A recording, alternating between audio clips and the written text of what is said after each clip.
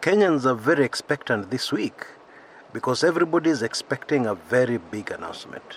And I mean a big announcement. The details of the famous handshake between Raila Odinga and Uhuru Kenyatta are just now beginning to unfold.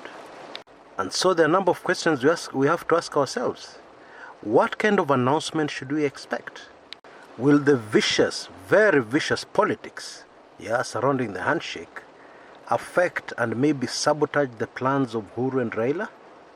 Already, we have seen Raila Odinga become extremely powerful in this government, as we predicted on this channel shortly after the handshake.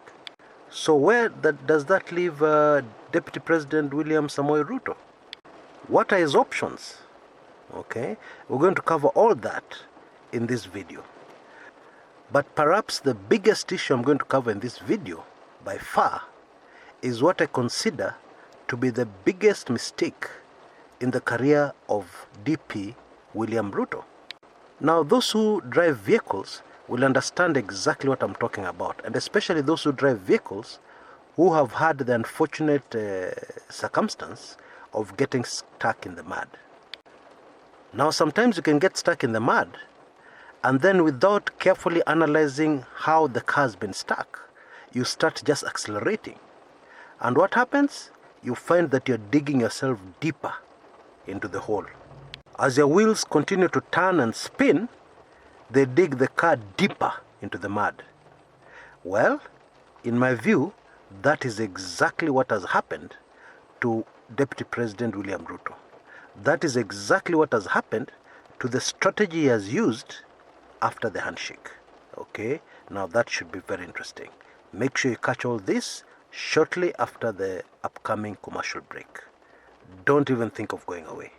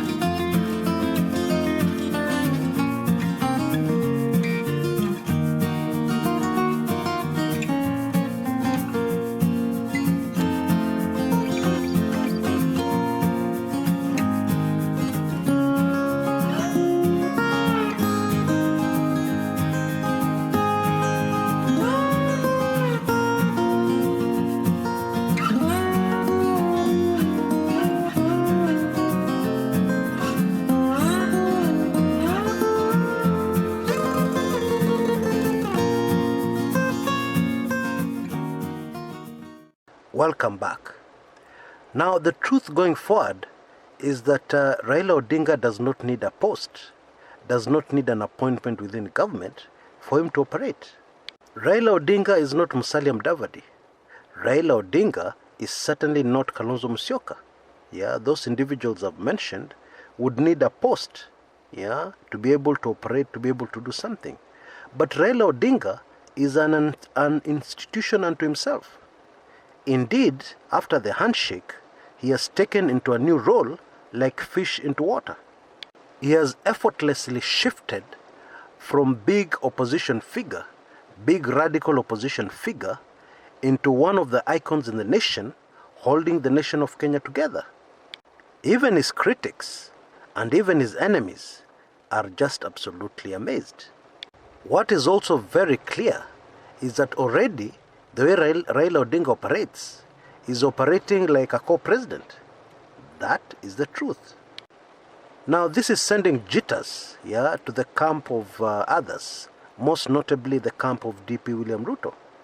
And that's why it has become very clear that what Ruto's camp is doing is waiting for the smallest, slightest seeming mistake to pounce on Raila. The whole idea, it seems, is to find something that they can use to discredit Raila and then blow it as much out of proportion as possible. That is clearly the strategy. I will give you an example. Now, during the recently concluded devolution conference in Kakamega, In his speech, Raila Odinga suggested or proposed a three-tier system of government. That is, we already have the national government and we have the county government. Those are two. He was suggesting the addition of a third, a regional government. Now, Ruto's people did not waste any time. They pounced on that one, yeah, and his foot soldiers countrywide started firing with both barrels. Now, I'm very careful because I do not want to look like I'm a Raila Odinga supporter in this video. What I'm doing is just analyzing the political reality. The truth is, the initial Boma's draft, yeah, the Yashpal Gai draft of the Constitution, you know had how many tiers of government? 4. And to date, experts still look back at that Constitution and they point out a lot of things that if they had been left in that Constitution, yeah, and implemented, Kenya would be a very different country. Now, what was the whole reasoning of having 4 tiers of government? Okay, simply put, it created more checks and balances, yeah, and also such a system sips away even more power away from the center of power, that is the executive, the presidency, or the prime minister, whatever you want to call it.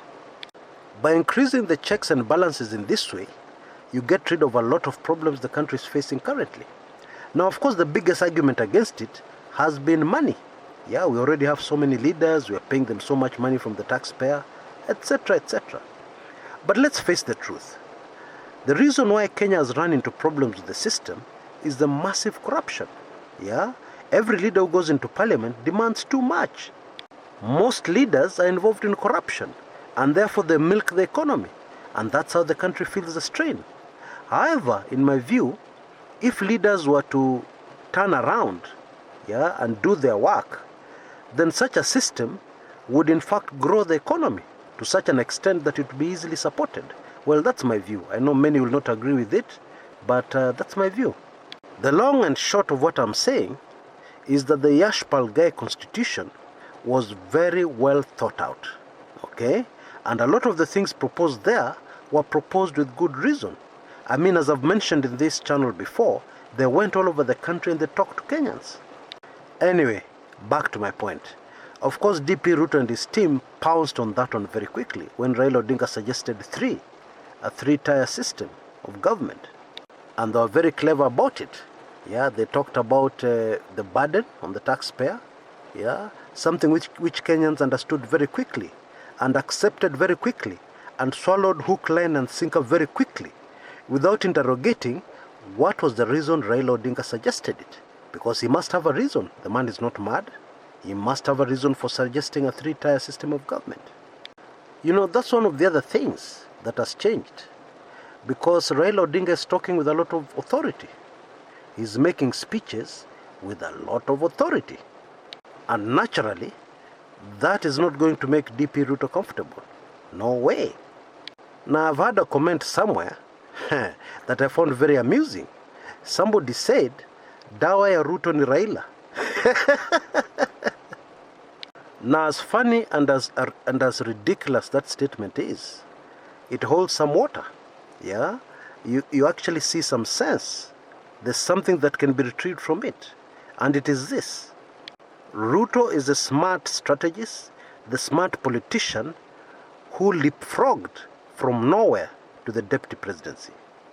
Raila Odinga is a very seasoned politician, very experienced, and bigger than life, larger than life in many ways.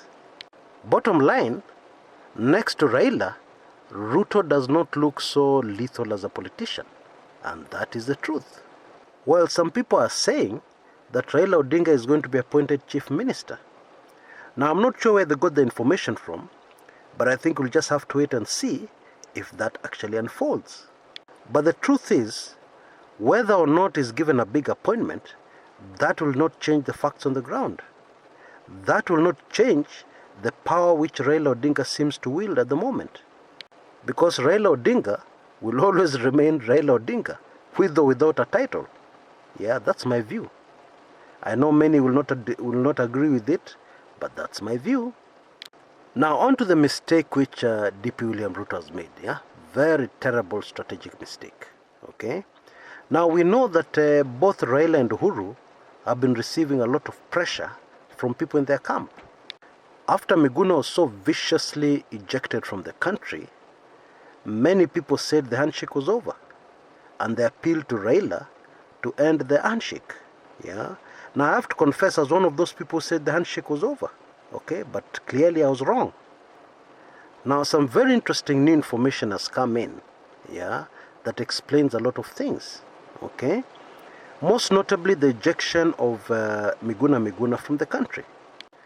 The people behind that move are a very powerful faction within the Uhuru Kenyatta camp, and it is quite possible that one of the reasons they did what they did was to ensure they completely sabotaged the handshake. However, it did not work. Now here's the important point to note. Some people in the Uhuru Kenyatta camp who were very much against Raila Odinga and very much against the handshake, yeah, have had a change of heart. And the reason why they have had a change of heart has a lot to do with the way the DP Ruto camp has reacted to the handshake. The Ruto camp has been very aggressive, very forceful, and even threats have been issued. The long and short of it is that it seems that DP William Ruto is so determined to be the next president of Kenya that he almost wants to take it by force. He wants to be president by force. Force voters, force things, force the agenda, force his way, force everything. Now the truth is, the situation would have been very, very different had Ruto taken a different strategy, like one of keeping completely quiet, yeah, supporting the handshake as they have done in the statement he made initially, and then completely shutting up, lying low, keeping quiet to wait and see the way things develop. If he had done that, then things would be very different, and maybe the handshake at the moment would still be under threat. However, because of the way the DP Ruto camp has behaved, it has caused this powerful faction within the Uhuru Kenyatta camp to be alarmed. Those who feared Ruto fear Ruto even more now. I think you get my drift. And that is why I said earlier in this video that actually what that strategy did for the DP Ruto bus, yeah, stuck in the mud by the handshake, is that it dug the bus deeper into the mud. Because as they were accelerating with the aggression, accelerating with the moves they were making, they were just digging the bus deeper and deeper and deeper into the mud. And right now, everybody is saying, everybody, including all major political analysts, that the DP Ruto bus is completely stuck. And it has to be true. It just has to be true. Now, in my view, this is the biggest political strategic mistake DP Ruto has ever made. Because his actions, instead of moving Ruto closer to the presidency, have shoved him very far away from the presidency, in my view.